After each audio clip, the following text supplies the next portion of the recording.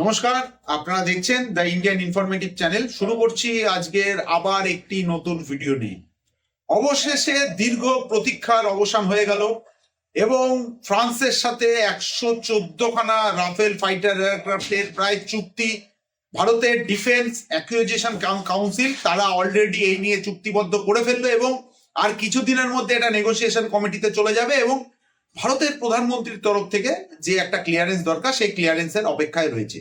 এখন এখানে যেটা সব থেকে গুরুত্বপূর্ণ বিষয় হচ্ছে যে এই যে ফ্রান্সের সাথে যে রাফেল ফাইটার কেনার কথা চলছে, দেখুন মূলত এই যে ফাইটার প্লেনটা এটা 114খানা কিনছে ঠিকই, কিন্তু এর জন্য ফ্রান্সকে প্রায় $36 বিলিয়ন ফ্রান্সকে কিন্তু ভারত সরকারের তরফ থেকে সেটা ফ্রান্সকে পে করতে হবে।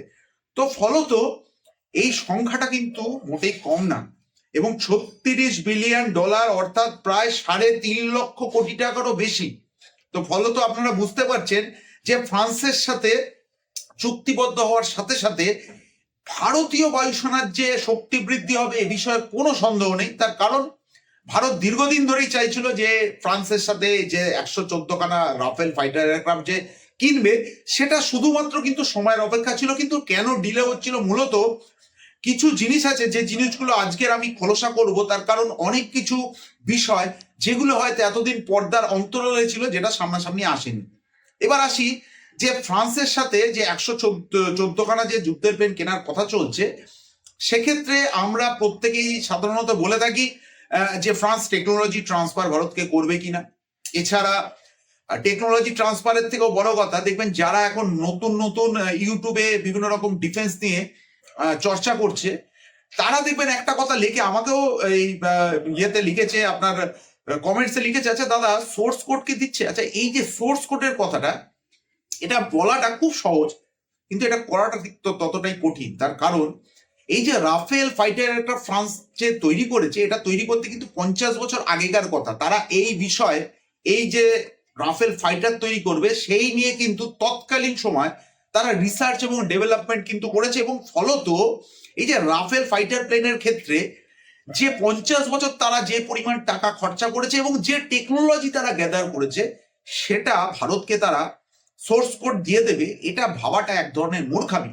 কিন্তু এবার এখানে একটা মারাত্মক রকম ট্রিক্স দেখা যাচ্ছে। গতকাল ভারতের যে প্রতিরক্ষা সচিব, তিনি একটি ইন্টারভিউতে তিনি এমন কিছু কথা বলেছেন, তাতে হয়তো ঘুরিয়ে বলেছেন কিন্তু কথাটা কিন্তু একটি সোর্স কোড ভারত যে ফ্রান্স যে ভারতকে দিচ্ছে তারই কিন্তু সামিল। কিরকম?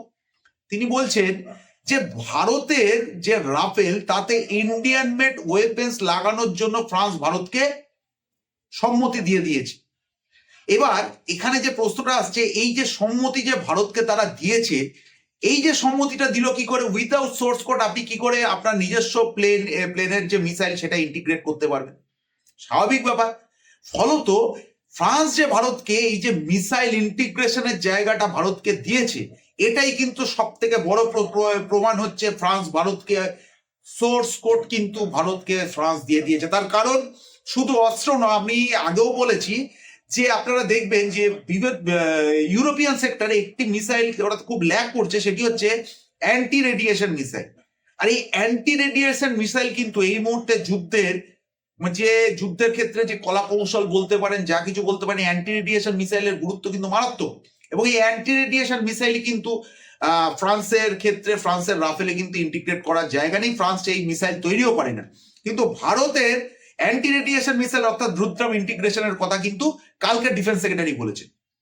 ফলত এর থেকে কিন্তু একটা মারাত্মক বিষয় উঠে আসছে যে ফ্রান্স ভারতকে সোর্স কোড দিচ্ছে, কিন্তু সেটা হয়তো পর্দার অন্তরে রয়েছে, জনসমক্ষে আসছে না। আর একটা খুব গুরুত্বপূর্ণ উনি কথা বলেছেন, কথাটি হচ্ছে তিনি বলেছেন যে 2028 সাল থেকে রাফেল ভারতকে ফ্রান্স থেকে রাফেল ভারতে আসবে। তার মানে যে জিনিসটি, এটা 2026 সাল, উনি বলছেন 2028 থেকে আসা শুরু করবে। তার মানে এই যে রাফেলের সাথে অর্থাৎ ফ্রান্সের ডেজো এভিয়েশনের সাথে দীর্ঘদিন ধরে ভারত সরকারের কিন্তু গোপনে এই নিয়ে আলোচনা চলছিল।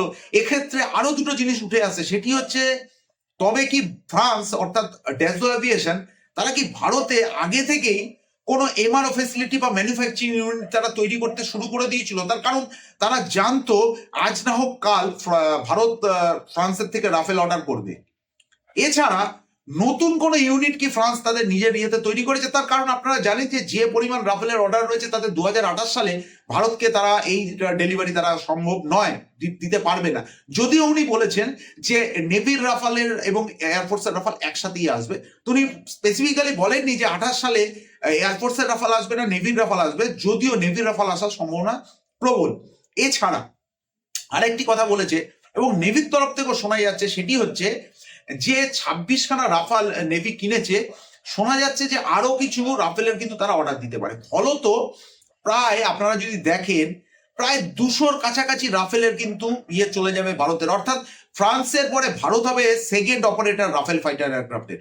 এছাড়া আরো কিছু জিনিস শোনা যাচ্ছে, সেটি হচ্ছে যে ইউএই যে রাফেলের অর্ডার দিয়েছে তারও কিন্তু কিছু জিনিস ভারতে তারা তৈরি করতে ইচ্ছুক ফ্রান্স। তো এক্ষেত্রে যেটা খুব সম্ভাবনার বিষয় হচ্ছে যে এই যে ফ্রান্সের সাথে যে চুক্তি হয়ে গেল বা চুক্তি হয়ে যাবে আর কিছু দিনের মধ্যেই, আপনারা জানেন। এবং আরেকটি কথা উঠে আসছে, যদিও সেটি এখনো পাবলিক ডোমেনে আসেনি, আমার ভিডিওর মাধ্যমে আপনারা জানতে পাচ্ছেন যে এই M80 যুদ্ধের যে ইঞ্জিন রাফেলের ক্ষেত্রে তারও টেকনোলজি তারা ভারতকে ট্রান্সফার করে দেবে। তার কারণ ফ্রান্স যেটা, ভারত সরকার তো ভারত বা ভারতীয় বায়ুসেনা তো চাইছে যে আর এই এত টাকা খরচা করে যে রাফেল ফাইটার কেনা হয়েছে এটির ক্ষেত্রে পুরোপুরি আমরা দেশীয় নির্ভর হবো, আর ভবিষ্যতে আমাদের ফ্রান্সের দিকে আর তাকাতে যাতে না হয়, কারণ এটাই সব থেকে সমস্যার সৃষ্টি করে। এছাড়া রাফেলের ক্ষেত্রে আর একটা গুরুত্বপূর্ণ যে জিনিসটা উঠে আসছে সেটি হচ্ছে ভবিষ্যতে ভারত চাইলে এই যে রাফেল ফাইটার এয়ারক্রাফটের যে রেডার, সেই রেডার সিস্টেমও কিন্তু তারা ভারত চাইলে ভারতের যে রেডার, যেটা গ্যালিয়াম নাইট্রেট রেডার, সেটা কিন্তু রাফেলের মধ্যে ইনস্টল করতে চায়। তো ওভারঅল একটা পুরোপুরি প্যাকেজ হতে চলেছে, যেটা আমি দীর্ঘদিন ধরে বলে আসছিলাম এবং প্রত্যেকে আপনারা এই কথাটা শোনার পর স্বাভাবিকভাবে এটা খুশি হওয়ারই মতন কথা। তো আজকের ভিডিওটা এখানেই শেষ করছি। ভিডিওটি কেমন লাগলো অবশ্যই কমেন্টস করবেন। ভিডিওটি শেষ পর্যন্ত দেখার জন্য ধন্যবাদ। জয় হিন্দ।